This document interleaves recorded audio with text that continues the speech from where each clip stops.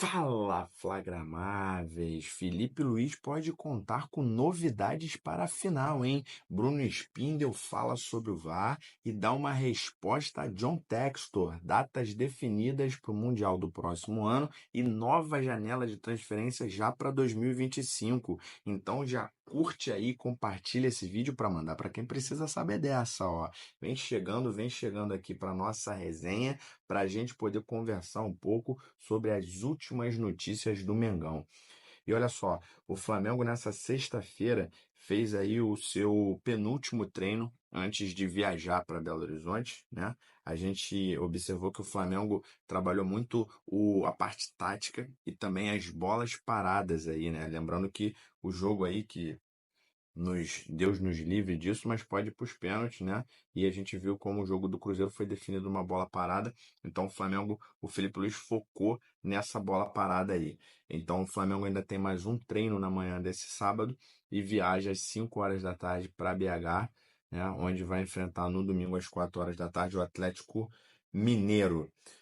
Eu tô muito na ansiedade. Eu queria que vocês deixassem o comentário de vocês aí, se vocês também estão ansiosos para essa final. Eu sei que a gente já viveu em anos passados aí outras finais mais importantes, mas eu tô um pouco ansioso com isso, porque afinal de contas faz 2 anos que o Flamengo não ganha um título importante, né? Então ganha um peso maior, principalmente por conta dessa expectativa do primeiro jogo. Lembrando que o Carioca não conta, né? Carioca desse ano não conta. Então, o último título do Flamengo foi no final de 22, tá? Final de 24, são 2 anos. Pra gente que estava acostumado a um título atrás do outro, é muita coisa, meus amigos. Bom, vamos falar aqui também sobre esses 6 jogos que faltam no Campeonato Brasileiro, né? Depois aí dessa final no domingo, o Flamengo enfrenta o Galo em casa, depois Cuiabá e Fortaleza fora de casa, o Inter em casa de novo, Criciúma fora e Vitória em casa. Ou seja, o Flamengo vai ter 3 jogos em casa, 3 jogos fora de casa. E o que a gente apurou é que a diretoria, na verdade, tá com uma ideia de disputar com mais seriedade esses jogos. Apesar do Flamengo matematicamente briga pelo brasileiro, mas a gente sabe que está mais difícil. Independente disso, a diretoria está com o planejamento de jogar com mais seriedade esses jogos, diferente do que aconteceu em outros anos, né? Principalmente aí quando o Flamengo ganhou títulos e deixou alguns jogadores de férias, né? Com férias antecipadas. E dessa vez a diretoria pensa diferente, até porque a colocação no brasileiro ela também é ligada ao fator financeiro. Então, quanto mais para cima na tabela, mais dinheiro o time ganha, né? Fora que a gente sabe que existe a possibilidade do Flamengo não ganhar a Copa do Brasil. Mais uma vez, a gente bate na madeira para isso não acontecer. Mas caso o Flamengo não se classifique para Libertadores, o caminho é o Campeonato Brasileiro. Então tem que se colocar aí pelo menos entre os 4 para poder garantir também uma graninha e essa vaga na Libertadores. É, Mudando de assunto, falando um pouco aqui sobre o ano que vem, a FIFA definiu a data da chegada dos clubes que vão participar do novo Mundial de Clubes, né? Então a FIFA está pretendendo começar dia 15 de junho, né? O primeiro jogo desse Mundial, ou seja, ainda no primeiro semestre do ano de 2025. E a data para a chegada dos clubes é entre 3 e 5 dias antes desse primeiro jogo. Então a gente vai ver aí o Flamengo mais ou menos se preparando no final de maio, começar a se preparar para essa viagem que vai ocorrer no início de junho, né? Então devemos ter a Aeroflá, devemos ter muita emoção aí dos últimos jogos do Flamengo antes de embarcar para o Mundial, que a gente sabe que é um dos campeonatos mais legais que a gente vai ver, porque é um campeonato que vai reunir os melhores times do mundo, né? E não são seleções, são clubes, então vai ser bem interessante de observar. Até porque o futebol mundial vai parar, né? A gente sabe que esse é um evento teste para a Copa do Mundo, que vai ocorrer em 26. Ele está no lugar no calendário da Copa das Confederações, né, da antiga Copa das Confederações. Então isso faz com que esse evento teste também ganhe uma importância, porque o futebol mundial vai parar. Então, independente dos clubes não participarem ou não, né, desse campeonato, o futebol no mundo vai parar para assistir esse campeonato aí. Falando também do ano que vem, a CBF anunciou que vai fazer algumas mudanças nas janelas de transferências, né? Então, nos dias 2, né, de 2 a 10 de junho, né, ou seja, um pouquinho antes do Mundial acontecer, a CBF vai abrir uma nova janela de transferências, né, para transferências domésticas e internacionais, ou seja, os times brasileiros envolvidos, né, que podem ser aí, são Flamengo, Fluminense, Palmeiras, pode ser Galo ou Botafogo, com certeza esses clubes vão poder se reforçar nesses 10 dias ali, 8 dias, né, antes de começar o Mundial. E aí as mudanças vão ocorrer também nas janelas de transferências do meio e do início do ano. Então a do início do ano vai começar dia 3 de janeiro, vai até 28 de fevereiro, né? Então é pouco mais de um mês, quase 2 meses. E no meio do ano, que é aquela janela mais longa também, ela vai durar de 10 de julho, ou seja, depois do Mundial, provavelmente até 2 de setembro, né? Então lembrando, para os clubes brasileiros venderem jogadores, né? Ou seja, os clubes europeus tirarem jogadores só dentro dessas 2 janelas. A CBF é que vai abrir para novas contratações ali um pouquinho antes do Mundial acontecer. Lembrando que os estaduais esse ano vão começar bem cedo, dia 8 de janeiro, né?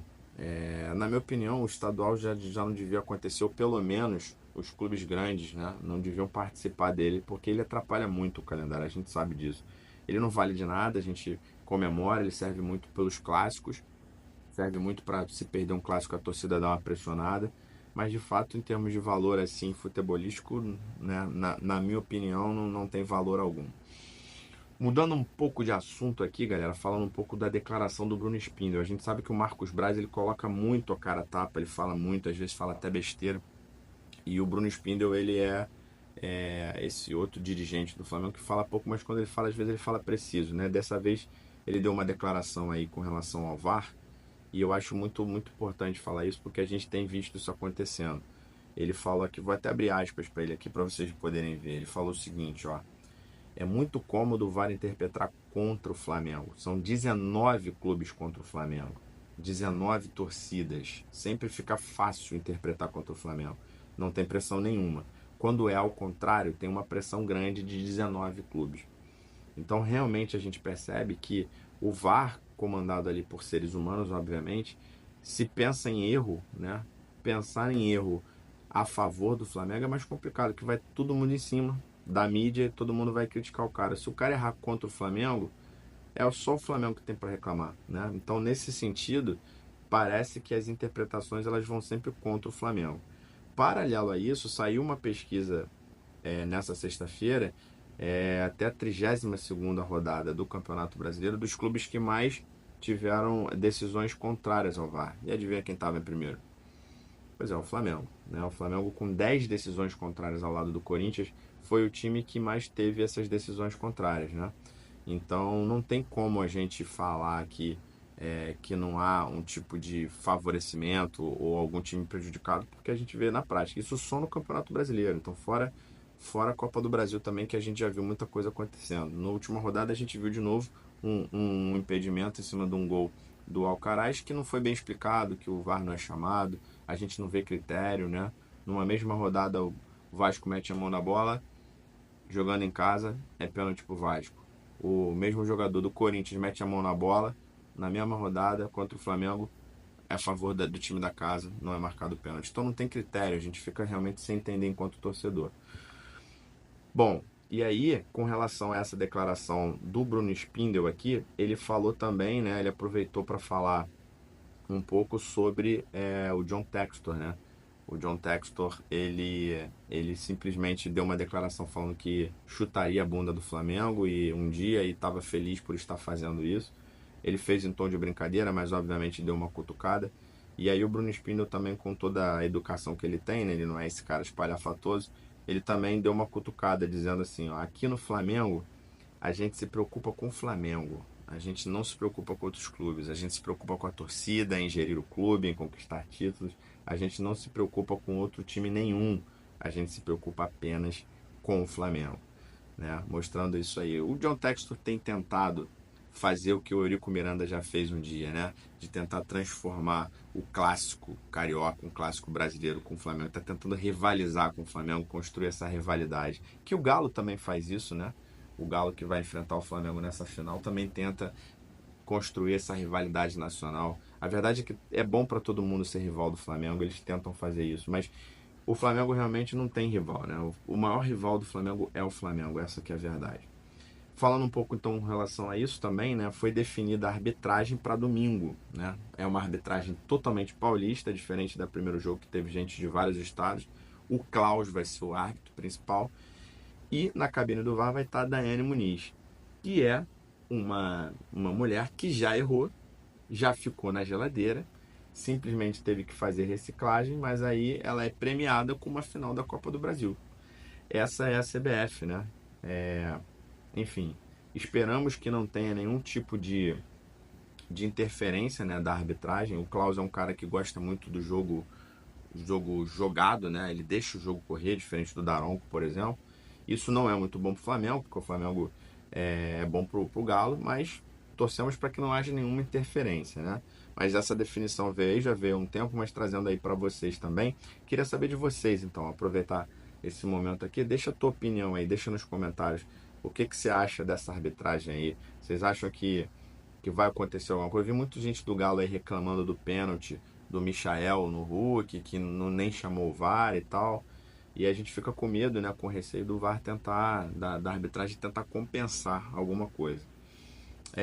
Queria chamar a atenção para vocês também, duas coisas importantes aqui. A primeira delas é que o Landim deu uma entrevista, né, pro programa do Benja, né, Benjamin Múcio.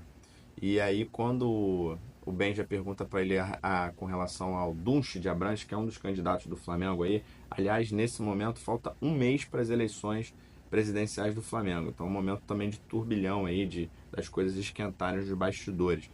Ele pergunta sobre o apoio do Dunche, né? E falou que acha muito acertada a colocação do Landim como CEO, porque não acredita que o Dunche vai mandar em nada. Que na verdade foi bom escolher o Landim, porque o Landim vai ser o cara que vai mandar no Flamengo. E a resposta do Landim foi muito sincera, porque ele diz assim: poxa, eu acho que ele pensou a mesma coisa que você. Ou seja, ele foi sincero, né? Não é uma sinceridade que a gente agrada, mas é isso, né? Então, isso é uma forma de se perpetuar no poder, né? É claro que foi um dos grandes dirigentes do Flamengo, mas tem muitos problemas, né? Então, você vê ele dando uma declaração dizendo que o Dunche também pensa dessa forma, ou seja, vai ser presidente do Flamengo, mas vai ser um presidente fantoche, porque não vai mandar nada, né? Realmente confia no Landim como sendo o CEO. E isso deixa a gente um pouco em dúvida, porque nunca é bom, né, que alguém fique no poder. É sempre bom oxigenar, né, mudança, né. Bom, vamos ver depois da final aí, porque com certeza esse vai ser o grande assunto do Flamengo. Os planejamentos aí, a renovação do Gabigol, tudo que vai acontecer com essa diretoria. Pra galera que tá indo para Minas Gerais, tem muita gente que já foi lá, já tá indo para lá, né, para Minas, para BH. O Flamengo lançou uma nota também na tarde dessa sexta-feira, explicando um pouco como vai ser feito a escolta, né, de alguns jogadores, de alguns torcedores, desculpa, do Flamengo, né?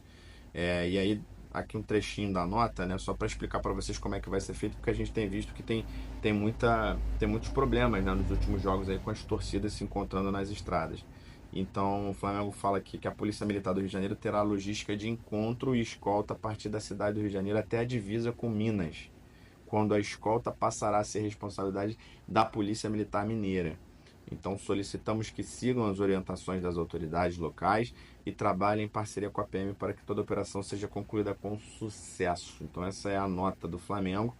Ela finaliza aqui: a diretoria rubro-negra agradece pela hospitalidade, preocupação e pronto atendimento das autoridades em relação aos nossos torcedores. Saiu em cima da hora, mas pelo menos o Flamengo fez alguma coisa boa, né? Que foi pedir para as autoridades, né, do Rio e de Minas que escoltasse os torcedores para que eles pudessem ir e voltar em segurança. Então, um ponto a favor aí dessa decisão do Flamengo. Por último, galera, e o mais importante, né, desse vídeo aqui é falar com vocês com relação às novidades para a final que o Felipe Luiz já anunciou lá na coletiva depois do jogo contra o Cruzeiro, né? Ele anunciou aí que além dos 5 jogadores que não foram enfrentar o Cruzeiro lá em Sete Lagoas, no estádio do América Mineiro, né, que são Gerson, Gabigol, Arrascaeta, Wesley e Léo Ortiz, ele também já estava contando, né, com a possibilidade de ter Luiz Araújo e De La Cruz de volta. Inclusive, no treino dessa sexta-feira, o De La Cruz, o Luiz Araújo já treinou com bola. Então existe aí uma possibilidade dele ficar no banco e ser opção para o Felipe Luiz, o que é muito bom, né? Porque só de você olhar para o banco e ver jogadores de alto nível, né, você já percebe que as coisas não vão ser tão fáceis assim. Então, sempre reforços são muito importantes. Diz para mim aqui, qual é a sua escalação inicial aqui, hein? Para mim é a escalação que vem dando certo, mas eu colocaria 2 volantes de marcação. Eu colocaria Rossi, Wesley, Alexandro, Léo Ortiz e Léo Pereira. No meio eu deixaria ali o Everton Araújo com Pulgar, Arrascaeta Armando, Michael, que está dando muito certo com o Gabigol, e o Gerson. Mas deixa você aí nos comentários qual é sua escalação dos 11 iniciais aí.